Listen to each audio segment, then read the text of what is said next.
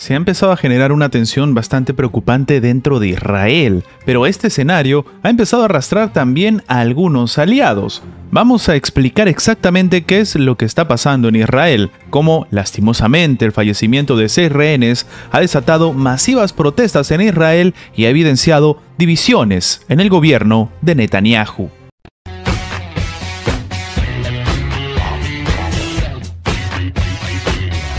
El lunes, un día después de la confirmación de, lastimosamente, el fallecimiento de 6 rehenes que estaban en manos de Hamás, Israel vivió una huelga general convocada por su mayor sindicato, el Histadrut, con el fin de paralizar al país para presionar a Netanyahu para que por fin firme un acuerdo que permita la liberación de los cautivos retenidos en Gaza. Además, a la presión de la calle se sumó también la de su mayor aliado, Estados Unidos, que aseguró que el primer ministro israelí no está haciendo lo suficiente para lograr un alto al fuego. De hecho, el Tribunal Laboral de Israel ordenó adelantar el fin del paro tras una petición de la Fiscalía, alegando que la convocatoria tenía un carácter político y no respondía a la reivindicación laboral. El ministro ultraderechista de Finanzas, Bezalel Smotrich, se había sumado al pedido. La huelga terminó a las 2:30 p.m., 3 horas y media antes de la hora notificada por el sindicato para el fin de la protesta. A la huelga se sumaron 6 bancos, algunas universidades, servicios de correo y de transporte, centros comerciales, algunas oficinas gubernamentales y otros sectores. Las aerolíneas del principal aeropuerto internacional de Israel, Ben Gurion, suspendieron también los vuelos de salida entre las 8 y las 10 horas, de acuerdo con la agencia AP. Los vuelos de llegada continuaron al menos con normalidad. Familiares de rehenes y decenas de ciudadanos bloquearon carreteras y cruces de forma intermitente. Pero lo que llama la atención es que a pesar de todo esto, ha salido al frente el gobierno de Benjamín Netanyahu a decir que como no hubo una parálisis total en el país, se sigue con normalidad. De hecho, por ejemplo, en Tel Aviv y Haifa, las autoridades indicaron que las escuelas y centros de secundarias permanecerían cerrados hasta las 12:45, mientras que en Jerusalén y Ascalón no adherieron a algún tipo de acción adicional, no se unieron a la movilización, según informó la agencia AP. Sin embargo, lo que llama la atención es que el domingo en la noche, tras conocerse el fallecimiento de estos rehenes, se registraron las más numerosas manifestaciones desde el comienzo de la guerra el pasado 7 de octubre. De hecho, los organizadores estiman que unas 500.000 personas participaron en las protestas en todo el país. Tel Aviv reunió a la mayor cantidad de personas. Miles de ciudadanos se congregaron frente a la oficina de Netanyahu en Jerusalén,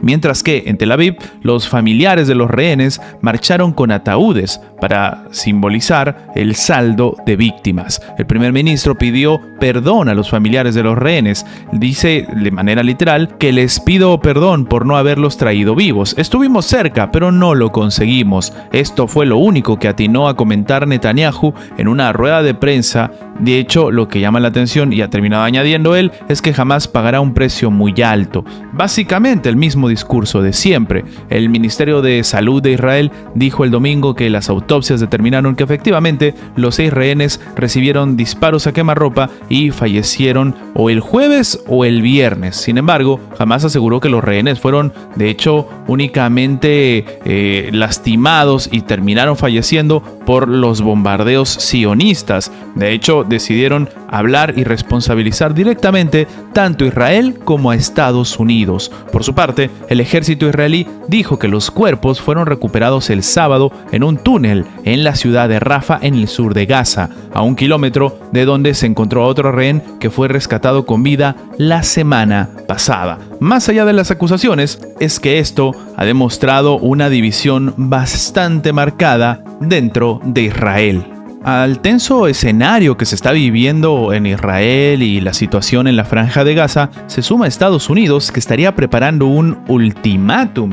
Y es que Israel y Hamás llevan meses dialogando de manera infructuosa para lograr un alto al fuego desde la tregua que se vivió en noviembre del 2023, que terminó con el canje de 110 rehenes. Estas negociaciones son lideradas por Estados Unidos y cuentan con la participación de Qatar y Egipto. Actualmente, el diálogo está en un punto complicado completamente muerto. En Israel, muchos culpan directamente a Netanyahu por el fracaso de las negociaciones para una tregua, que, según las encuestas, cuenta con el apoyo de la mayoría de los israelíes, pero el primer ministro también tiene un apoyo significativo para su estrategia de victoria total, como él lo ha denominado, contra Hamás, anunciada el 7 de octubre. En las negociaciones, Hamás ha ofrecido liberar a los rehenes a cambio del fin de la guerra, la retirada de las fuerzas israelíes de Gaza, incluido el denominado Corredor Filadelfia en la frontera con Egipto, la reconstrucción del enclave y la liberación de un gran número de prisioneros palestinos, incluidos militantes de alto perfil. Sin embargo, este lunes Netanyahu terminó reafirmando que Israel no va a abandonar el Corredor Filadelfia porque se convertirá en un reinado del terrorismo. También el lunes, el presidente de Estados Unidos, Joe Biden, dijo que Netanyahu no está haciendo lo suficiente para lograr un acuerdo para la liberación de estos rehenes. Ante la pregunta de un periodista en la Casa Blanca, donde Biden llegaba para una reunión con negociadores estadounidenses sobre si el dirigente israelí estaba haciendo lo suficiente para conseguir el acuerdo, Biden terminó diciendo que no. De hecho, él mismo dijo que los negociadores estaban muy cerca de una propuesta final para presentar a Israel y Hamás, pero sencillamente Netanyahu no está poniendo de su parte. De hecho, varios medios de Estados Unidos, incluido el Washington Post, informaron el lunes que Estados Unidos va a presentar en los próximos días un último plan de alto al fuego a Israel y Hamás, un acuerdo de tómalo o déjalo, que, si no es aceptado por las dos partes, podría suponer el abandono de las negociaciones. Pero, de hecho, algunos hablan de que es imposible que Israel pueda terminar llegando a algún tipo de acuerdo porque existe división en el propio gobierno. Por ejemplo, el hallazgo de los rehenes que hemos comentado lastimosamente que se encontraron sin vida hizo que se generen diferencias o reavivó las que ya existían dentro del gobierno de la coalición. Y es que en un gesto sin precedentes, el ministro de Defensa Yoav Gallant pidió el domingo al gabinete revocar la votación del jueves de mantener tropas en la línea divisoria en Gaza con Egipto, el denominado Corredor Filadelfia, a fin de alcanzar cuanto antes un acuerdo de tregua. Esto lo comentó la agencia EFE. El ministro ultranacionalista Bezalel Smotrich reiteró su rechazo a cualquier acuerdo de rendición y concluyó que, al contrario, era un buen momento para reducir la franja. Es decir, mientras un ministro dice una cosa, el otro comenta cosas completamente diferentes. Mientras el ministro de Seguridad Nacional, el colono Itamar Ben-Gvir, dijo que solo Hamás es responsable del fallecimiento, por ejemplo, de los rehenes, y auguró un próximo 7 de octubre si Israel afloja la ofensiva en Gaza. Claro, lo que llama la atención es que en este escenario se están generando tensiones que para algunos tienen un cargo político bastante importante. Sí, cargo político dentro de la clase política solamente en Israel.